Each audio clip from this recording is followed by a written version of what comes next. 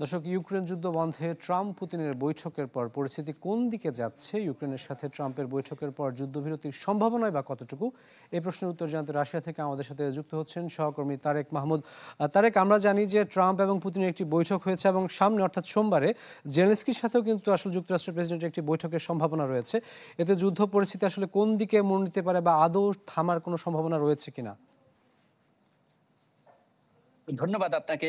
গতকালকে যে ঐতিহাসিক মিটিংটা হলো প্রেসিডেন্ট পুতিন এবং প্রেসিডেন্ট ট্রাম্পের মধ্যে, সেই বৈঠকে একটি যুদ্ধবিরতি চুক্তি হওয়ার সম্ভাবনা কম। এই বিষয়টি আগেই মোটামুটি আন্দাজ করা গিয়েছিল, কিন্তু এবং পরবর্তীতে তাই হলো, কোনো যুদ্ধবিরতি চুক্তি ছাড়াই এটি শেষ হয়েছে। এর একটি মূল কারণ হচ্ছে, যুদ্ধবিরতি চুক্তিতে প্রেসিডেন্ট পুতিন কখনোই রাজি নয়। কারণ উনি শুরু থেকে দাবি করে আসছিলেন যে যুদ্ধ বন্ধের জন্য একটি কার্যকরী এবং দীর্ঘমেয়াদী শান্তি চুক্তি হতে পারে একমাত্র সমাধান। এবং সেই সমাধান শান্তি চুক্তির জন্য রাশিয়ার যে 4টি দাবি রয়েছে, তাদের যে ইউক্রেনের ভূখণ্ড অধিগ্রহণের এবং তাদের ন্যাটোতে যোগ না দেওয়া, তাদের কোনো ন্যাটো বা ইউএস কোনো বাহিনীর কোনো সৈন্য ইউক্রেনে না থাকা, এই শর্তগুলো অনড় অবস্থানের কারণে কিন্তু এই শান্তি চুক্তিটি বন্ধ হয়ে রয়েছে, সেটি আগাচ্ছে না। এবং রাশিয়া যেহেতু তাদের গ্রাউন্ডে যুদ্ধের ক্ষেত্রে খুব শক্ত অবস্থানে রয়েছে, সেক্ষেত্রে রাশিয়ার এই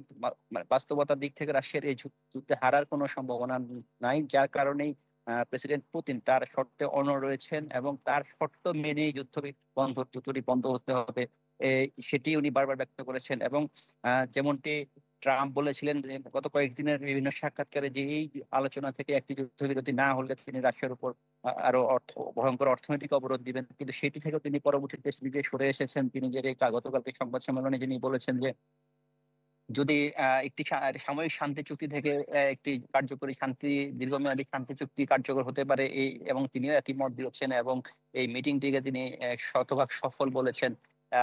যেই কারণে আসলে এই যুদ্ধ এখন যেটি আপাতত দৃষ্টিতে যেটি দেখা যাচ্ছে, যে যুদ্ধ বন্ধের জন্য রাশিয়ার যে শর্তগুলো রয়েছে সেইগুলোকেই যদি মেনে নেওয়া হয়, সেই ক্ষেত্রে রাশিয়া যুদ্ধ বিরতি না, ঠিক যুদ্ধ বন্ধে রাজি হবে। এর ছাড়া বিকল্প কোনো পথ প্রেসিডেন্ট পুতিন রাখেননি এবং তিনি তার শর্তে অনড় রয়েছেন যে এটি হতে পারে একমাত্র যুদ্ধ বন্ধের উপায়।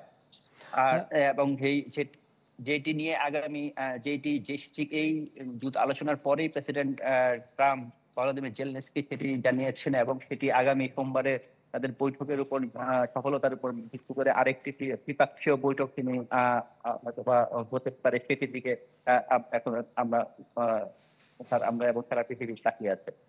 তারেক, আপনাকে অসংখ্য ধন্যবাদ আমাদের সাথে যুক্ত হওয়ার জন্য। দর্শক, ইউক্রেন এবং রাশিয়া যুদ্ধবিরতির সবশেষ সম্পর্ক খবর জানাতে আমাদের সাথে যুক্ত হয়েছিলেন সহকর্মী তারেক মাহমুদ।